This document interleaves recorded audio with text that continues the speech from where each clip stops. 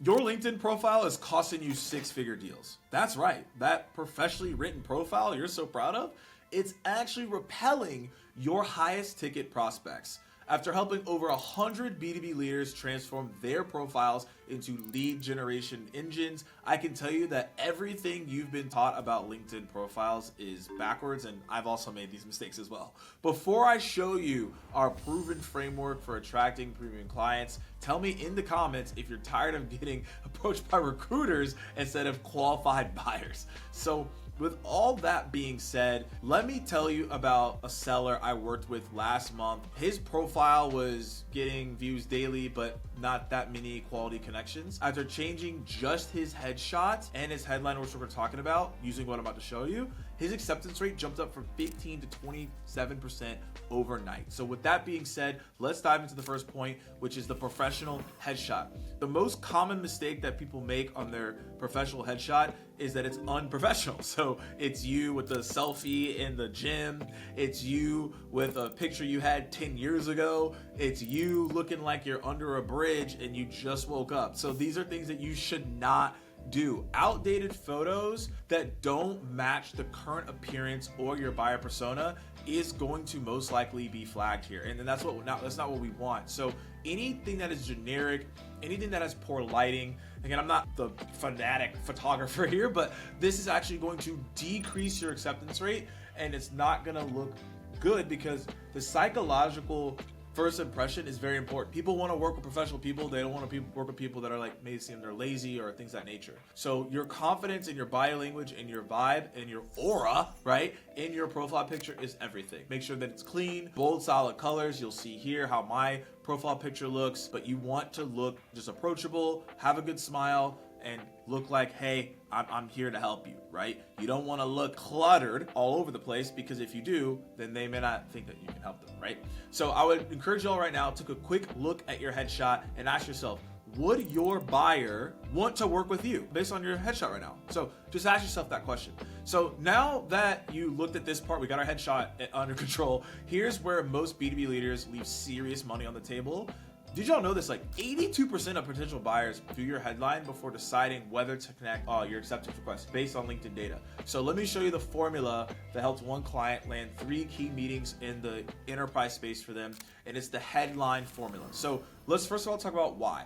Your job title is now killing your opportunities. So if you have sales development rep, sales rep, account executive, customer success, business owner, these are very generic titles that nobody is searching for. Nobody's waking up in the morning and be like, really excited to talk to an account executive today. They're not, like the Birdman or Robin Hood. They're not doing that. They're looking for who can help solve my problem. And so if you think about that piece, we need to make sure our headline focuses on that, because the generic is going to deter people and the problem-solving headline is going to bring people in. So the formula that I typically share with people on this is very straightforward. Is what is your value statement? What is your current role? And then the journey. So notice I said, hey, get rid of the role. We don't want to lead with the role. We want to lead with the value, add in that role, and then the journey. That's it. Or if you don't even want to go with that, because some people find success with that, you could literally take out role and put value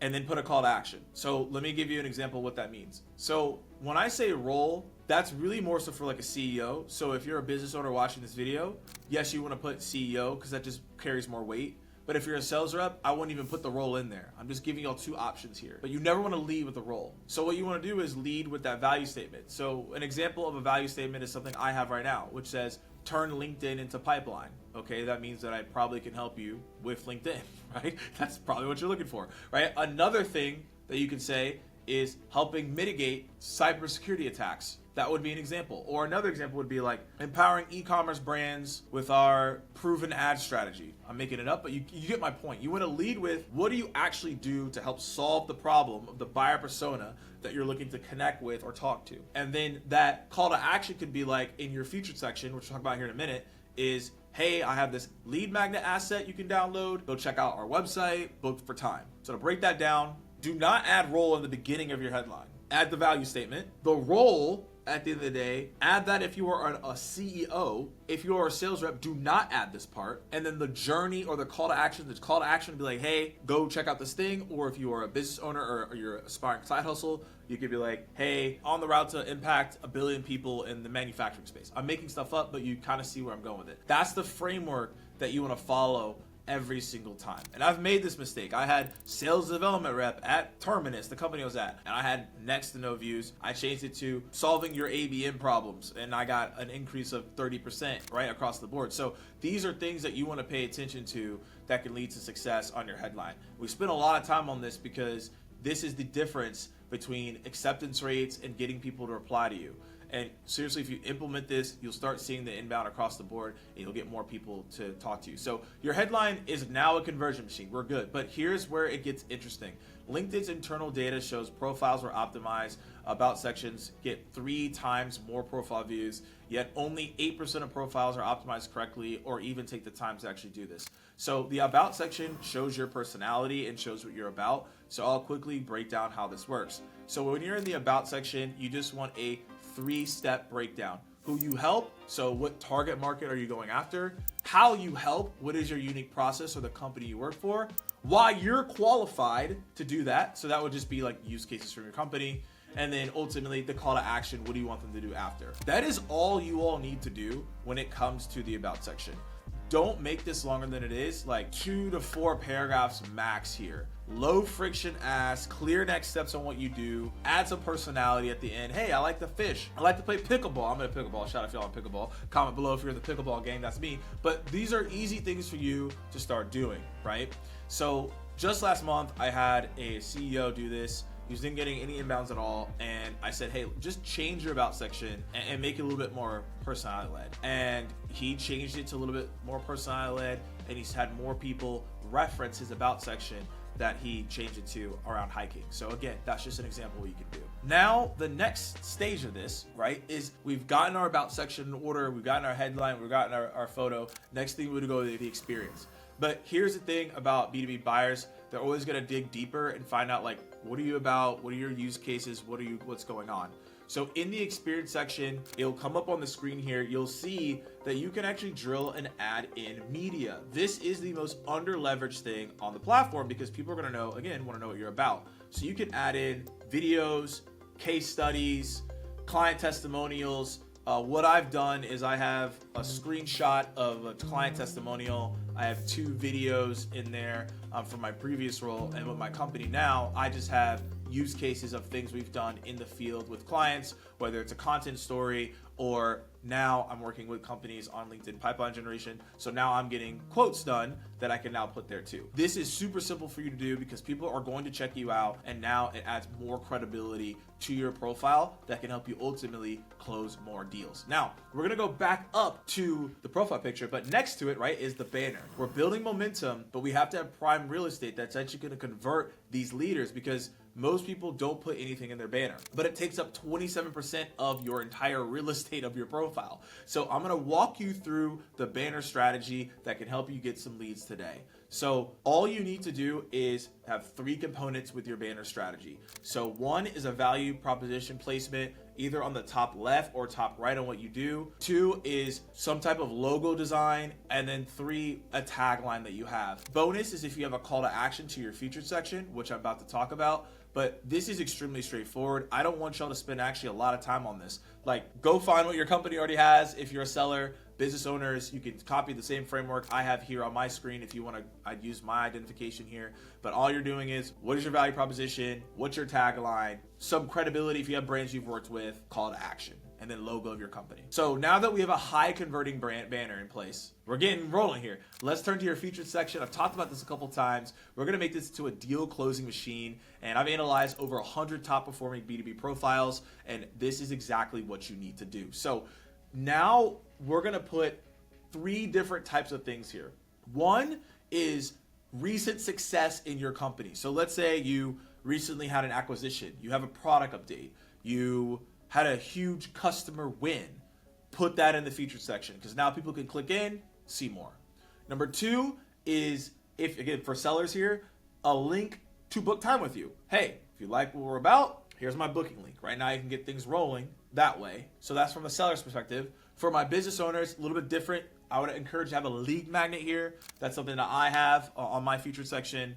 And then also a link to right to your offer or a landing page as well. So again, that's the things that we're doing there. Either it's going to be the one thing, product updates, updates of the company, client acquisition, whatever. Second thing is some type of lead magnet. Third is your book for a call. Those are the three main things that you're going to rotate through at the end of the day.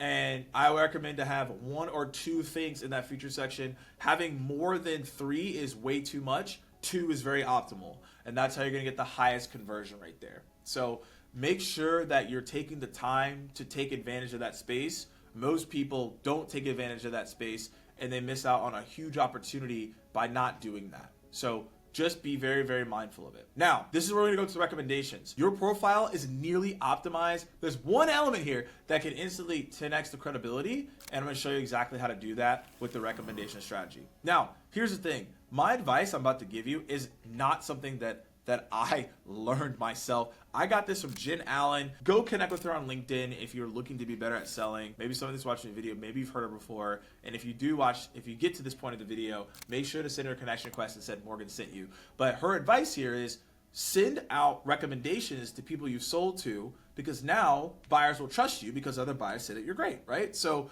right now, let's say you have 25 people in mind that you can go request recommendation. You're gonna have this message I'm gonna put up on the screen. Zero pressure. I really enjoyed working with you in the past. All I'm asking for is a recommendation on how we enjoyed working together. Also, if not, completely cool as well. Low friction ask, high value here, because when people check out your profile, they're gonna be like, wow, okay, look at all these recommendations that this seller had. This is a great seller. This is a trusted advisor. This isn't just a random sales rep.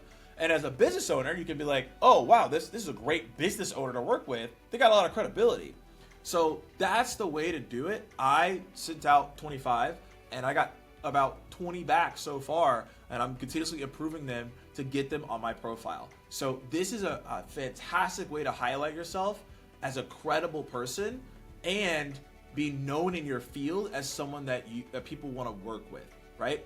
I did this with someone literally I'm the use case, but I also told someone about this literally a couple days ago, and they're already doing it. So that's what I would tell you right there across the board. And we're almost done. And now we're to essentially the final part here is making sure at the end of the day, you have your connection settings on point here, right? So what I mean by that is, are you making sure that now that we have our profile optimized, do you have the right contact info, your CTEA placement, your website links? These are things that are important. The number one thing I'd say here is you can do a custom website link on your LinkedIn profile.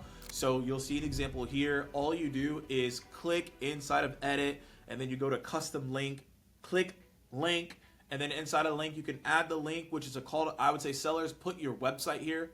That's probably the best thing to showcase. Business owners, I would either have a website or a call to action to your lead magnet, whatever you want to do. And then from there, you can name it whatever it is. You'll see mine right here is turn LinkedIn into pipeline. Essentially, at the end of the day, like I've just kept that narrative, but I continuously A/B test it over time, right? So that is exactly how you can optimize that contact information to connect with the right people. Yes, you want to send your outbound connection requests, but you also want to have the right contact information too. So while you're here, make sure you check your settings. Make sure that you have the right configurations in place. And now you've seen exactly how to transform your LinkedIn profile into a lead generation machine. Remember that the clients that are doing this, right, they're seeing success with this, 200, 300% increase in profile views, 2x in conversion rates. The question now is, are you ready to stop leaving money on the table and to start taking action on this? And we're working with clients directly on this right now on my LinkedIn Revenue Engine program. If you want to learn more about it, on how we take this to the next level, feel free to book a call with me. If not, take this information, run with it, and go see results. Hope you'll have a blessed rest of your day. Talk to you soon.